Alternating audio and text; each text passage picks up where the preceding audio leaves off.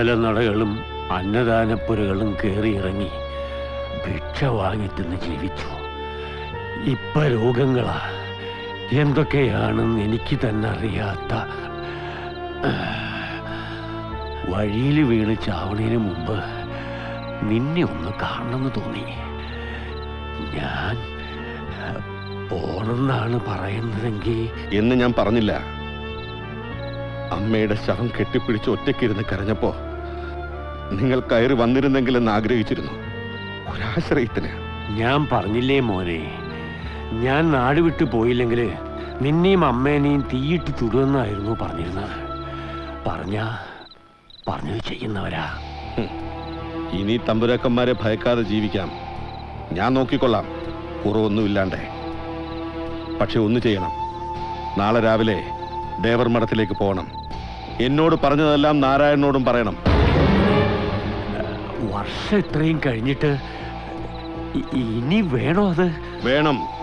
പറയുന്നത് ഞാനാ, അനുസരിക്കുക. ഉണ്ണി, ഇവിടെ പഴയ വേലപ്പം പൂശാരി കാണാൻ വന്നിട്ടുണ്ട്.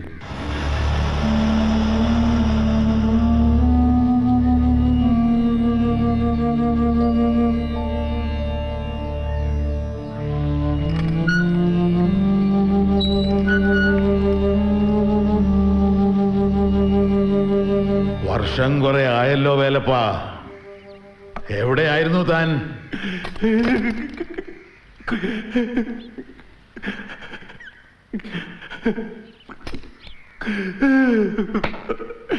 മാപ്പ് കിട്ടില്ല എനിക്ക്. ചെയ്തു കൂട്ടിയ തെറ്റുകളൊന്നും ആർക്കും പൊതുക്കാലാവാത്ത. നേരിൽ ഇങ്ങനെ വന്ന് നിൽക്കാനും പറയാനുള്ളത് പറയാനും ധൈര്യം ഉണ്ടായിട്ട് വന്നതല്ല.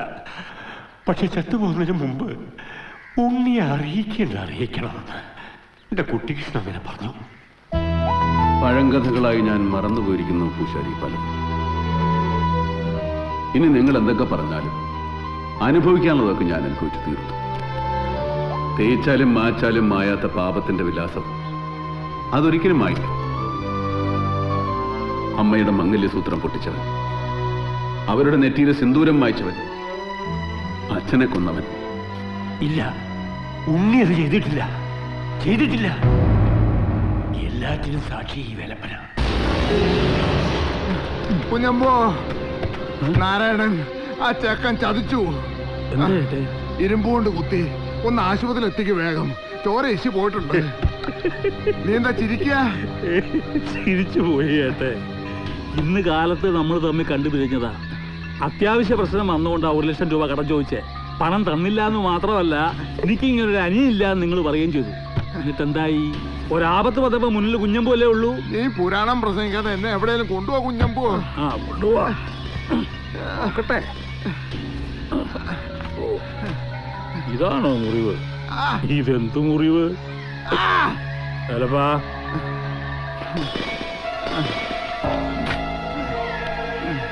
നാരായണന്റെ കുഞ്ഞിക്കേക്ക് ഒരു പോർലേ ഉണ്ടാക്കാൻ കഴിഞ്ഞുള്ളൂ. ജീവൻ പോണെങ്കിൽ ഇതാ ഇങ്ങനെ കുത്തണം.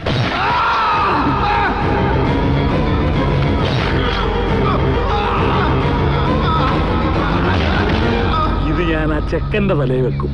തന്തയെ കൊന്ന മോൻ, ആ പേര് അവരിരിക്കട്ടെ.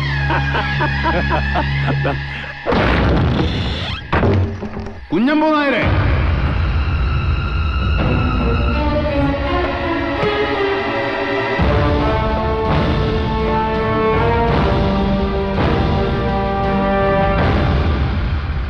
നീയോ? എന്താ? പോയ കാലത്തിന്റെ കണക്ക് പുസ്തകത്തിൽ നിന്ന് എന്നെ കാണിക്കാതെ നിങ്ങൾ ചീന്തിക്കളഞ്ഞ ഒരു ഏട് ഇന്നെനിക്ക് വേലപ്പൻ പൂശാരി തിരിച്ചു തന്നു. അച്ഛനെ കൊന്ന മകൻ.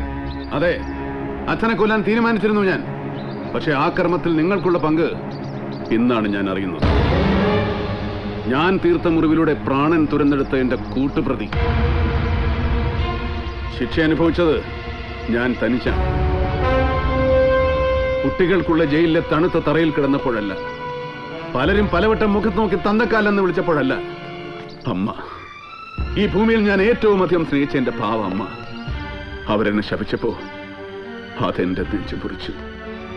ആ ഉണങ്ങാത്ത മുറിവിൽ ആണയിട്ട് ഞാൻ പറയാണ് കുഞ്ഞമ്പൂ നായരെ, നിങ്ങൾക്കുള്ള വീതം കിട്ടണം. അത് ഞാൻ തരും. അതിനാണ് മരണം നിങ്ങളെ കണ്ട് വഴിമാറി നടന്നത് ഇത്രയും കാലം. ഒരുങ്ങിയിരുന്നോ? നാളിതുവരെ നിങ്ങളെ തുണച്ച ശക്തികളെ ഇനി ശരണം വിളിച്ചിട്ട് ഫലമില്ല. നീചഗ്രഹങ്ങൾ കളം മാറി നിന്ന് ദുരിതഫലങ്ങൾ ഒന്നിനു പുറകെ ഒന്നായി സമ്മാനിക്കാൻ പോവുകയാണ്. അതെ കുഞ്ഞമ്പൂതാരെ, എന്നും കുഴിമൂടി കിടക്കില്ല സത്യം. ജരയും നരയും കാർന്ന നിങ്ങളുടെ തലയിൽ ഇനിയും കാണും നീചയുദ്ധത്തിന്റെ തന്ത്രങ്ങൾ എന്നറിയാം. പക്ഷേ ഇനി ശിക്ഷയുടെ കാലമാണ്. കൊല്ലാതെ ഞാൻ കൊല്ലും നിങ്ങളെ.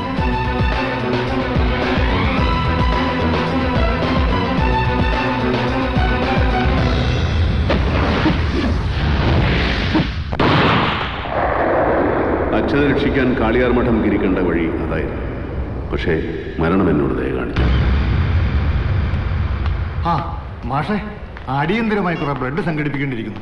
ഇവിടുത്തെ ബ്ലഡ് ബാങ്കിൽ O നെഗറ്റീവ് ഇല്ലെന്നാ പറയുന്നത്. നമ്മൾ തന്നെ ഡോണേഴ്സിന് റെഡിയാക്കണം. ഒരു ഗ്രാമം മുഴുവൻ ഈ ആശുപത്രിക്ക് പുറത്ത് നിൽപ്പുണ്ട് ഡോക്ടർ ശിവറാം. ലത്തീഫെ, നമ്മുടെ ആൾക്കാരെ മുഴുവൻ വിവരം അറിയിക്കണം. O നെഗറ്റീവ് ഗ്രൂപ്പിൽപ്പെട്ട ആരെങ്കിലും ഉണ്ടെങ്കിൽ ഉടൻ റിപ്പോർട്ട് ചെയ്യാൻ പറയണം. വിവരം നമ്മൾ കൊടുത്തു കഴിഞ്ഞു. സമയമില്ല. ഇപ്പൊ തന്നെ ലേറ്റ് ആണെന്ന് പറഞ്ഞാൽ ഡ്യൂട്ടി ഡോക്ടർ ബഹളം തുടങ്ങി. ചേടാ, ഒരു വഴി കാണണമല്ലോ. രക്തം ദേവർമഠം നാരായണന് വേണ്ടിയാണോ? അതെ, O നെഗറ്റീവ് ഗ്രൂപ്പാ.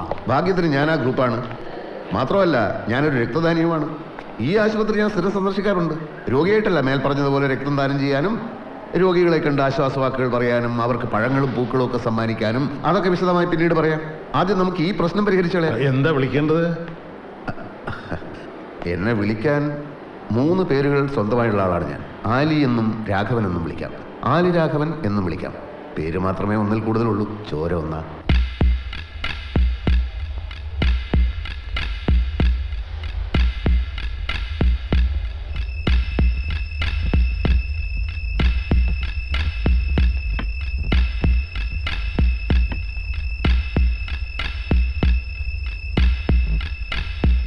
അതിഥികളുണ്ട്.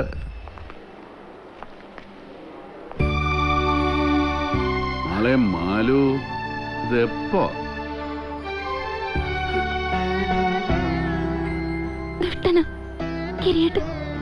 മണ്ടന. അതുകൊണ്ടല്ലേ നല്ല തടി പോലെ ഞാൻ ബാക്കി കിടക്കുന്നത്. ഇവൾക്കെന്ത് പറ്റി? എന്റെ പത്മാ സുബ്രഹ്മണ്യമേ, ഇങ്ങ് വാ. എന്താടോ, പേടിച്ചു പോയോ? ചാവില്ല കുട്ടി. ഇനി സീനുകൾ അത്ര ബാക്കി കിടക്കണം.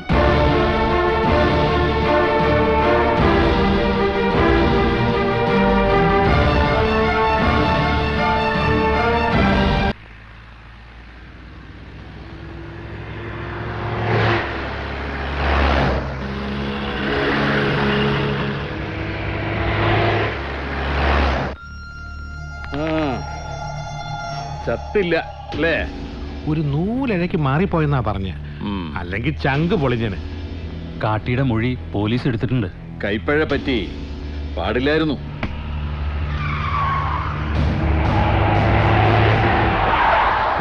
വണ്ടി നോക്ക്. പോലീസാ? SP രാമചന്ദ്രൻ നേരിട്ട് വന്നതാ. ഇരുത്താറ് മാറിക്കോ, ഞങ്ങൾ എന്തെങ്കിലും പറഞ്ഞു. ഇല്ല, അവരെന്നെ കൊണ്ടുപോകാൻ വന്നതാ. ഒരു ചടങ്ങിന് പിടികൊടുക്കാം. അവർക്കൊരാളെ കിട്ടിയാ പോരെ, ഞാൻ പോവാൻ വലിയേട്ടാ. ഉറപ്പുണ്ടോ നിനക്ക്? മണിക്കൂറുകൾ കൊണ്ട് ഞാൻ പുറത്തിറക്കിക്കോളാം. വാ. SP സാറ് നേരിട്ട് വരേണ്ട കാര്യമൊന്നും ഇല്ലായിരുന്നു. പ്രതിയുടെ അന്തസ്സിന് മാന്യത കൊടുക്കണമല്ലോ ഗിരി മുതലാളി. ആ, ഇവൻ പോലീസ് സ്റ്റേഷനിൽ വന്ന് കീഴടങ്ങാൻ ഇരിക്കുകയായിരുന്നു. എൻ്റെ അനിയൻ ജഗതൻ. പറഞ്ഞ അന്തസ്സും മാന്യതയൊക്കെ ഇവനും കൊടുക്കണം. ആര് പ്രതിയെന്ന് പറഞ്ഞ് കീഴടങ്ങുന്നുവോ അയാളെ കൊണ്ട് ക്വസ്റ്റ്യൻ ചെയ്യണമെന്നാണ് നിയമം. പക്ഷേ പ്രതി വ്യാജനാണോ ഒറിജിനലാണോ എന്ന് ഞങ്ങളൊന്ന് നോക്കും. ആ, നോക്കിക്കോ. ദേഹത്ത് തൊട്ട് നോക്കാതിരുന്നാ നല്ല. പോലീസുകാരന്റെ കൈയും കാലും ഒന്നും വടിവാളിനെ തിരിച്ചറിയില്ലല്ലോ. വെട്ടിപ്പൂളി മുളക് തേക്ക് ഞാൻ. മറക്കണ്ട. ഒരു സെക്കൻഡ്, ഇതാ കൊടുക്കാം. ആ, നമസ്കാരം. വളരെ മെച്ചപ്പെട്ടു എന്ന് തന്നെ പറയാം. അങ്ങനെ എളുപ്പത്തിൽ മരണത്തിന് കീഴടക്കാൻ പറ്റുന്ന ആളല്ലല്ലോ നാരായണൻ. എന്താ? ഓ, അങ്ങനെയാണോ? ശരി ശരി, വിളിക്കേ. കൊലപാതക ശ്രമത്തിന്റെ ഉത്തരവാദിത്വം ഏറ്റെടുത്ത് ഗിരിയുടെ അനിയൻ ജഗതൻ പോലീസിന് സറണ്ടർ ചെയ്തു എന്ന്. ആ ചതി മനസ്സിലായോ പെരുമാൾപുരത്തുകാർക്ക്? എടോ, എല്ലാത്തിന്റെയും സൂത്രധാരനായ ഗിരിക്ക് രക്ഷപ്പെടാനാ ഇപ്പൊ ഈ അനിയൻ ചക്കനെ മുന്നിൽ നിർത്തിയത്. കാട്ടി വിറ്റ്നസ് അല്ലേ സാർ? ആരിവനോ? എടോ, ഇവന്റെ മൊഴിയെ നിഷേധിച്ചുകൊണ്ടാ ഒരുത്തൻ താനാണ് പ്രതിയെന്ന് പറഞ്ഞ് മുന്നോട്ട് വന്നത്. അത് പോലീസിന് വിശ്വസിച്ചേ പറ്റൂ തൽക്കാലം. സംഗതി കോടതിയിലെത്തുമ്പോ പക്ഷേ തമിഴ്നാട്ടിൽ നിന്ന് ഇറക്കുമതി ചെയ്ത വാടക കൊലയാളിയും ഗിരിയുടെ അനിയനും തമ്മിൽ യാതൊരു ബന്ധവുമില്ലെന്ന് പ്രതിഭാഗം വക്കീലിന് തെളിയിക്കാൻ ഈസി ആയിട്ട് സാധിക്കും. അല്ല, ഗിരിയാണ് ഇതിന്റെ പിന്നിലെന്നുള്ള അല്ലേ സത്യം? എന്റെ റാവുത്തരെ, ആ ഗിരി ഇപ്പൊ കളത്തിന് പുറത്താ നിൽക്കുന്നത്. അവനല്ലേ അകത്ത് കയറേണ്ടത്. അത് സാറ് പറഞ്ഞ ശരിയാ. ആ, അപ്പോ യഥാർത്ഥ പ്രതിയെ, അതായത് കാളിയാർ മഠം ഗിരി എത്രയും വേഗം അറസ്റ്റ് ചെയ്തേ പറ്റൂ. അതിന് എന്താ നമുക്ക് ചെയ്യാൻ കഴിയാ? പോലീസിന് പ്രഷർ കൊടുക്കണം. റൂറൽ SP ഓഫീസ് പെരുമാൾപുരത്തെ ആണും പെണ്ണും കുട്ടികളും ചേർന്ന് ഒരു ദിവസം ഉപരോധിക്ക്.